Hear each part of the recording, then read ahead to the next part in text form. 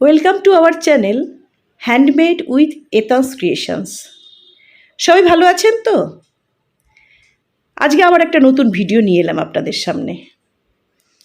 দেখুন, আমি কতগুলো কাপড়ের টুকরো কেটে নিয়ে এসেছি। ঠিক স্কোয়ার শেপে নয়, অনেকটা রেক্টেঙ্গুলারের মতনই দেখতে।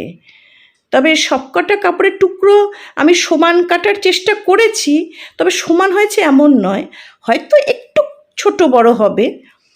আর খুব বেশি ছোটো বড়ো হলেও দেখতে কিন্তু খারাপ লাগে না। আমি আজকে একটা হোম ডেকোর আইটেম বানাবো, দেখবেন আপনারা। তো আমি এখানে দেখুন কাপড়ের টুকরোগুলো কিছুটা এক রঙের কিছুটা ছাপা এরকমভাবে নিয়ে এসেছি, মিশিয়েই করব তাই। যাই হোক, প্রথমে এই কাপড়ের টুকরোটা নিলাম, দেখুন কি করছি। এটা একটা ভাঁজ দিলাম। আচ্ছা, এরপরে আবার আরেকটা ভাঁজ দেব। আপনারা একটু ভালো করে ভাঁজটা দেখুন। হ্যাঁ, কাপড়ের টুকরোটা যে আমি সমান কেটেছি তাও নয়, দেখতেই পাচ্ছেন একটু 19-20 হয়, তাতে কিছু অসুবিধা হয় না, দেখতে খুব একটা খারাপ লাগে না। যাই হোক, দুটো ভাঁজ দিলাম, দিয়ে এবার এই যে ভাঁজ দুটো যেখানে মানে মিটিং পয়েন্ট যেটা দেখুন ওই কোণাটা আমি এক হাত দিয়ে ধরে নিয়েছি। আর এই দিকের যে দুটো ভাঁজে দেখুন দুটো আঙুল কীভাবে ঢুকিয়ে দিয়েছি, ঢুকিয়ে আস্তে আস্তে ভাঁজটা আমি কমিয়ে দেব, মানে স্পেসটা কমিয়ে দিলাম। দেখুন, একটু ভাঁজটা খেয়াল করুন। আর এদিকেও আমি আরেকটা ভাঁজ দেব, দেখুন ওদিকেও একটা ভাঁজ দিলাম, এদিকেও একটা ভাঁজ দিলাম। আচ্ছা, এ ব্যাপারে একটা আপনাদের জানিয়ে রাখি, আমি যে জিনিসটা বানাচ্ছি এটা ঘরে টানানো যায়, মানে ঘরের জানলায় টানানো যায়, দেয়ালে টানানো যায়, আবার দরজায়ও টানানো যায়।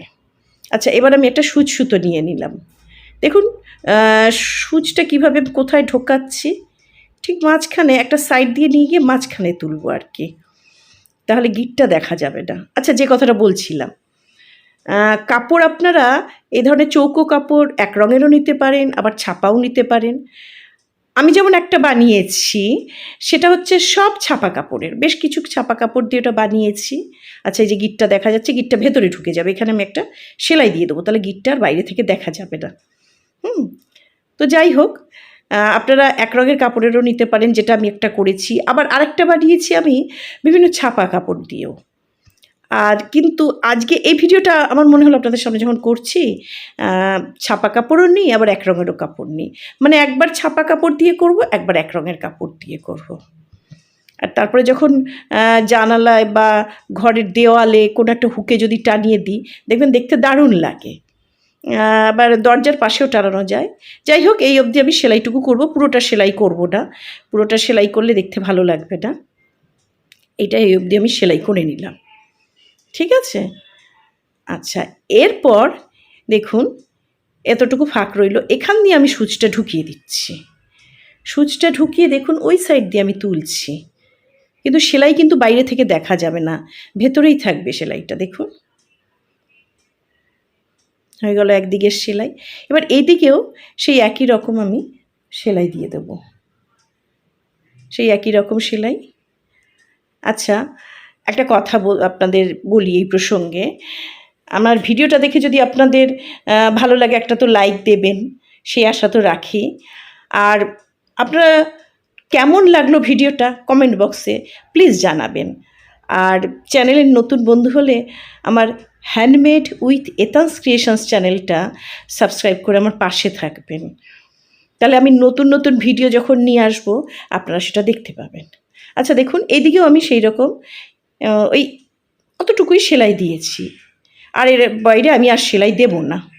এইবার আমি সুচটা এখান দিয়ে ঢুকিয়ে দিচ্ছি। দেখুন সুচটা এখান দিয়ে ঢুকিয়ে দিলাম যাতে আর দেখা না যায় সেলাইটা, সেইভাবেই আমি করব। আচ্ছা, এটা তো ছাপা কাপড় ছিল, এবার আমি একটা এক রঙের কাপড় নেব। দেখুন এক রঙের একটা কাপড় নিচ্ছি, এই এক রঙের, ভাবছি কি একবার ছাপা কাপড় একবার এক রঙের কাপড়, তাহলে দেখতে ভালো লাগবে আর কি। যাই হোক, এটা এরকম হলো, এরকমভাবে ঝুলবে, দেখতে ভালোই লাগছে। এবার একটা এক রঙের কাপড় নিয়ে নিই আমি, দাঁড়ান দেখি কোনটা নেওয়া যায়। সবুজ না, এই নীলটা নিলাম, একটা নীল রঙের একটা আছে, এই নীল রঙের এক রঙের কাপড় এইটা নিলাম। দেখুন সেই একই রকম দু ভাঁজ দিলাম, আবার আরেকটা ভাঁজ দিলাম, ঠিক ভাঁজখানের যে মিটিং পয়েন্টটা দেখুন সেইখানটায় একটু ভাঁজটা জায়গাটায় এক আঙুল দিয়ে ধরে, এক হাত দিয়ে ধরে আরেক হাতে দেখুন ওই ভাঁজের মধ্যে দুটো আঙুল ঢুকিয়ে দিলাম। এবার ভাঁজ দুটো আস্তে আস্তে আমি কমিয়ে দিচ্ছি, মানে স্পেসটা আমি কমিয়ে দিচ্ছি। হ্যাঁ, যার ফলে কি এখান থেকে আরেকটা ভাঁজ দেওয়া যাবে, দেখতে ভালো লাগবে তাহলে। সেই জন্য এখানেও আরেকটা আমি ভাঁজ দিয়ে দিলাম।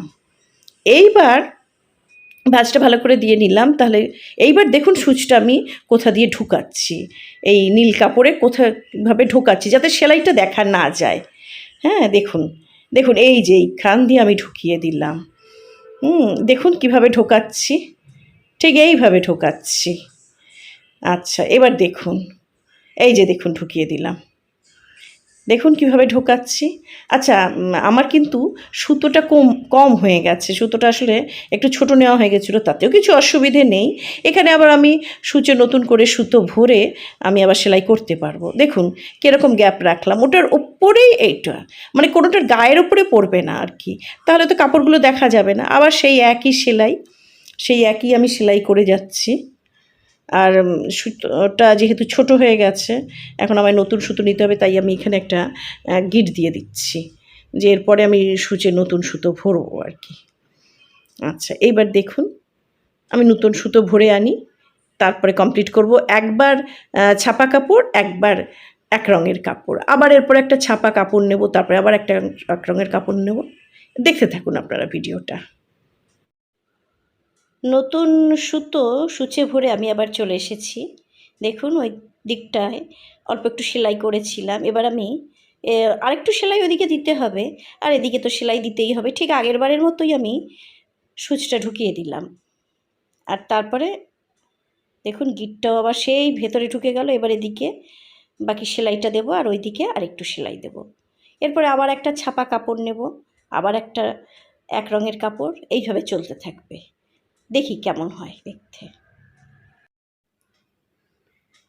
এই দেখুন কাজটা পুরো কমপ্লিট হয়ে গেছে।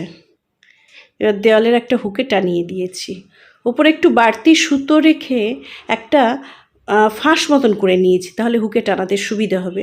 কি সুন্দর লাগছে না জিনিসটা, দেখুন। আচ্ছা, আমি আরও দুটো বানিয়েছি, আপনাদের সে দুটো একটু দেখাই।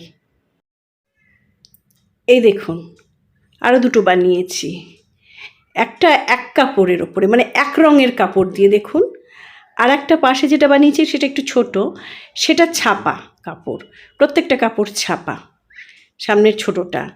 আর পেছনে যেটা বানিয়েছি সেটা বড়, সেটা এক রঙের কাপড়। এখানে অবশ্য আমি লুপ করিনি, দুদিক দিয়ে সুতো রেখেছি, তার জন্যই এই জালনায় রিলে বেঁধে দিতে সুবিধা হয়েছে, যেরকমভাবে সাজানো যায় আর কি।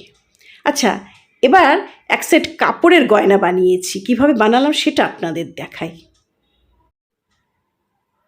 4 রঙের 4টে কাপড়ের টুকরো গোল করে কেটে নিলাম, আমি ফুল বানাবো। আর নিয়ে নিলাম সুচ সুতো। আচ্ছা, এই কাপড়ের টুকরো এক রঙের নিয়েছি, কারণ ফুলের পাপড়ি এক রঙের তো হয়। আপনারা চাইলে যে কোনো একটা রঙের 4টে পাপড়ি এরকম নিতে পারেন, আবার 4 রঙেরও 4টে এরকম গোল কাপড়ের টুকরো নিতে পারেন, মানে একটা ফুলের 4টে কালার হবে। যেহেতু এই গয়নাটা আমি বানিয়েছিলাম নববর্ষ উপলক্ষে, সেই জন্যই আমার ইচ্ছে হলো এরকম একটুখানি রঙিন করে বানাই। যাই হোক, এইভাবে আমি সেলাই করে একটা ফুলের পাপড়ি বানাচ্ছি। এরপরে এই বাকি যে 3টে কাপড়ের টুকরো আছে তাই দিয়ে ফুলের পাপড়ি বানাবো। নববর্ষের গয়না এটা। দেখুন 4টে পাপড়ি বানিয়ে তারপর পরপর সেলাই করে একটা ফুল বানিয়ে ফেলেছি। এই যে আমি সেলাই করেছি, আর মাঝখানে একটা সাদা সুতোর বল লাগিয়ে দিলাম। এটা অবশ্য আঠা দিয়ে লাগিয়েছি, তার ফলে একটা ফুল তৈরি হয়ে গেল। কি সুন্দর না, বেশ রঙিন হয়েছে ফুলটা। আপনারা চাইলে এক কালারের 4টে পাপড়ি করতেই পারেন, আবার 4টের জায়গায় 5টা কি 6টা পাপড়িও দিতে পারেন, কোনো অসুবিধে নেই। আর এই দেখুন আমি ওই এক রঙেরই 4টে ফুল বানিয়েছি। দেখুন একটা সবুজ, হলুদ, আকাশি আর পিঙ্ক। তারপর 3টে কাপড়ের টুকরো, বড় বড় 3টে কাপড়ের টুকরো নিয়ে বিনুনি করেছি, করে সেখানে এই 4টে ফুল আমি লাগিয়ে দিয়েছি। দেখুন কি সুন্দর একটা গলার হার তৈরি হয়ে গেছে না এই বিনুনিটার সাথে। এবার পেছনে গিট দিয়ে বেঁধে নিলেই ব্যাস গলার হার রেডি। দেখুন হার বানিয়েছি, আর এই যে ফুল বানিয়েছিলাম ওই দিয়ে কানের দুল বানিয়েছি, আর এটা একটা আংটি, পেছনে অ্যাডজাস্টেবল রিং আঠা দিয়ে লাগিয়ে দিয়েছি। আর এটা একটা ব্রোচ, ব্রোচ পিন লাগিয়ে দিয়েছি পিছনে, আঠা দিয়ে লাগিয়ে দিয়েছি, ভালোই শুকিয়ে গেছে, ইউজ করা যাবে। আর সাথে এক সেট চুড়ি বানিয়েছি, সবুজ, পিঙ্ক, ব্লু, অরেঞ্জ। এটা এক হাতে পরা যায়। এখানেও আর এক সেট চুড়ি বানিয়েছি, দেখুন, খয়েরি, গ্রিন, ব্লু, দুটো করে বানিয়েছি। এটা দু হাতেও পরা যায়, আবার চাইলে এক হাতেও পরা যায়। যাক, তৈরি হয়ে গেল আমার নববর্ষের গয়না।